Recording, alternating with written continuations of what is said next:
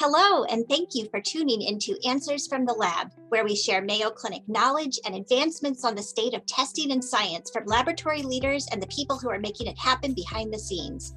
I'm Dr. Bobbi Pritt, the chair of the Division of Clinical Microbiology in the Department of Laboratory Medicine and Pathology at Mayo Clinic in Rochester, Minnesota. With me today is Dr. Bill Morice, the chair of the Department of Laboratory Medicine and Pathology at Mayo Clinic and the president of Mayo Clinic Laboratories. This is our weekly discussion with Dr. Morice, in which we learn about updates in the field of laboratory medicine and pathology. Well, hi, Bill. Welcome back. Hi, Bobbi. It's good to be back. As we mentioned before we started recording, being back from an international location is a little bit more the challenge now than it was pre-COVID. So yeah, you were in Belgium, right? I was in Belgium, actually. Yeah, I was invited to Belgium, to the city of Brussels, which is I had not been. It's a beautiful place.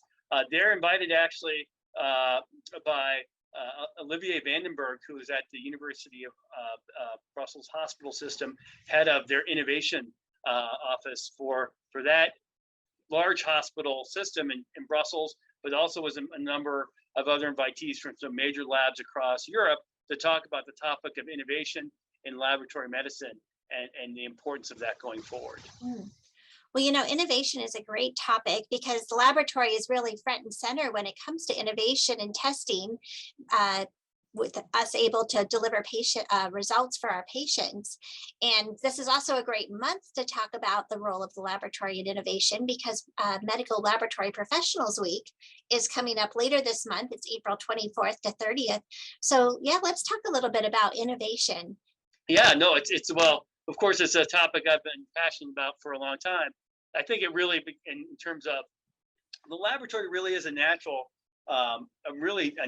touch point for innovation or hotspot for innovation in the practice of medicine, because there's a lot of new technologies that are being introduced.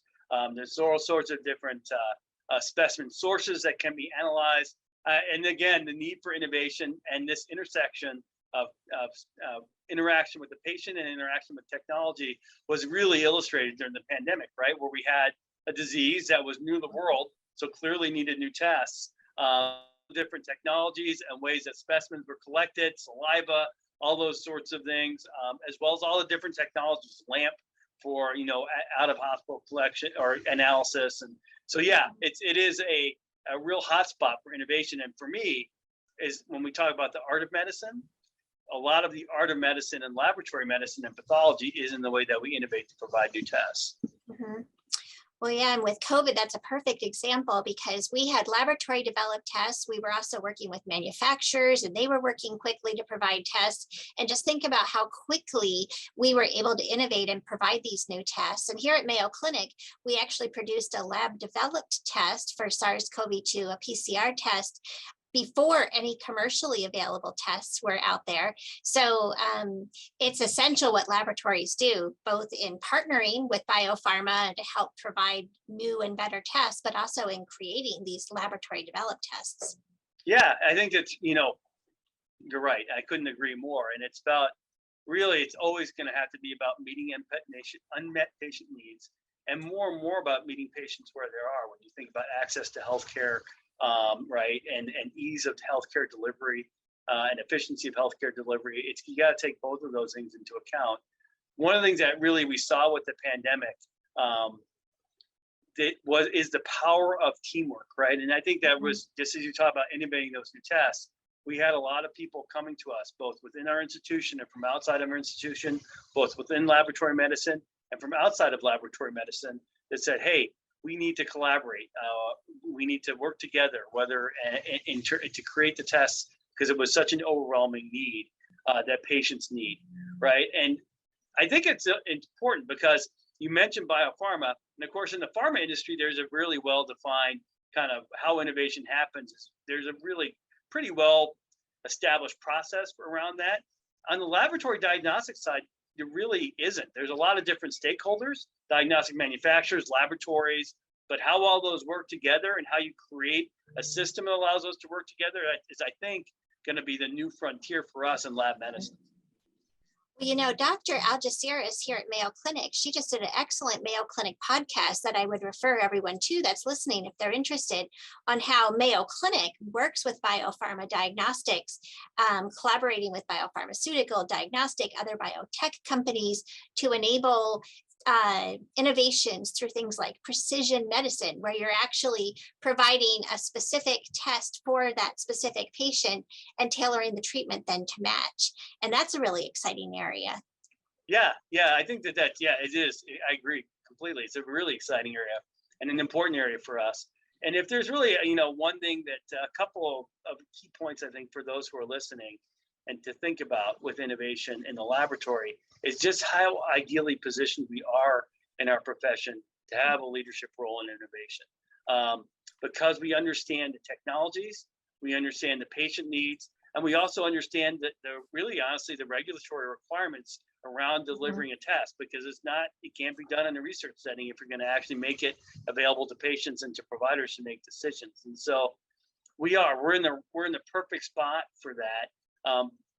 But because there's no way to bring things together, that means we need to be not shy about convening the right stakeholders. So getting the voice of the patient, the voice of the provider, the voice of the physician kind of into that, understanding what their unmet needs are, working with industry where they have technologies and helping them understand how the test will be used in the laboratory, how we need to innovate and where we need flexibility. I mean, that allows us to really help the world and healthcare harness these technologies so that they can really impact patient care in a positive way. So it's both energizing. I enjoy innovation. I think many people do, but it is, I think, also a responsibility. And that's really what we talked about in Brussels again, is this is not unique to Mayo. It's not unique to the United States. It really is for our profession across the globe that we really need to kind of stand up, be a voice, and think about these things. And both for big hospital systems, these are big labs, but again, Dr. Vandenberg is also very involved in global health. So thinking a lot right now about for infectious diseases, how do we make these tests more accessible through technology across the globe to all sorts of resource settings, high resource and low resource. Yeah, there's a lot to talk about there. You know that I'm interested in at-home collection and at-home testing. And that's just a perfect example of something that came out of the COVID pandemic, where people are now being able to order tests and perform them in the safety and comfort of their own home, or collect the specimen and send it to a laboratory. And I think we're going to be seeing more of that. So I think we in the laboratory, we're leaders. We need to be at the table with our colleagues, and we need to be talking to patients and listening to public health and finding out what those needs are. Clearly, the need right now is people feel that they have to be able to have ready access to these tests, no matter where they are. It's an essential part of managing a pandemic, to be sure. Yep. Yeah, no doubt. And I think that's one of the key messages from my perspective for people who might be listening. Well, if you're listening, you are listening, but if people are listening, that is number one, really, is to not be constrained around what innovation is in our profession, right? In terms of, we're naturally gravitating to what people usually gravitate towards, which is new tests, right?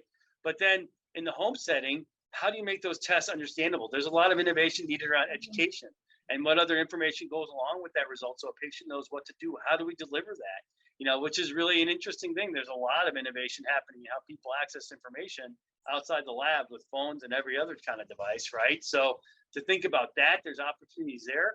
And also to think just around the whole, how the data is used. So again, it's great to be able to create tests at home, but how do we need to innovate in terms of how that data comes back into a practice so we can use it for public health?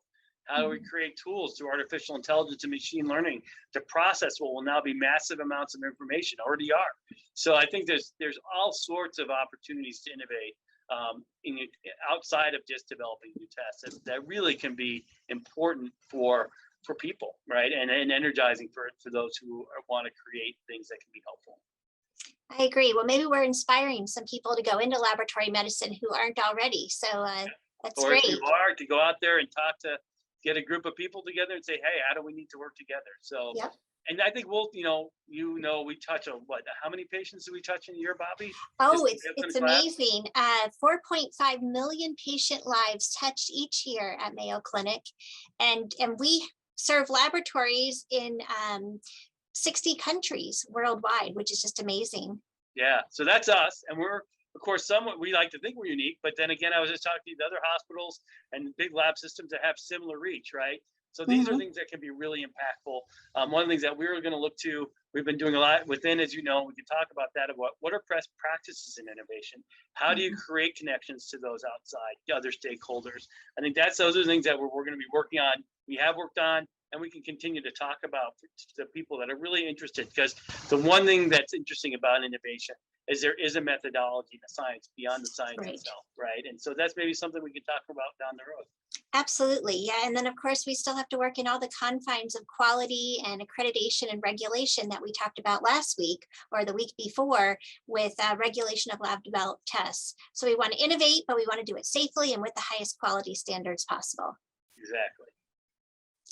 Well, great talking to you. And thanks for the update from your recent trip, Bill. Yeah, no, I'm glad to be back, like I said, and I'm excited. I mean, it really is exciting to know that this is sort of many people in our profession are seeing this as really the mantle that we need to pick up to really help improve healthcare. So it was a lot of fun, and there'll be, I'm sure, as always, lots of other fun things to talk about down the road. Absolutely. Well, until then, I'll talk to you later then. Have a good week. You too. Thank you so much for tuning in to Answers from the Lab. Be sure to subscribe to this podcast and don't forget to tune in every Thursday and every other Tuesday.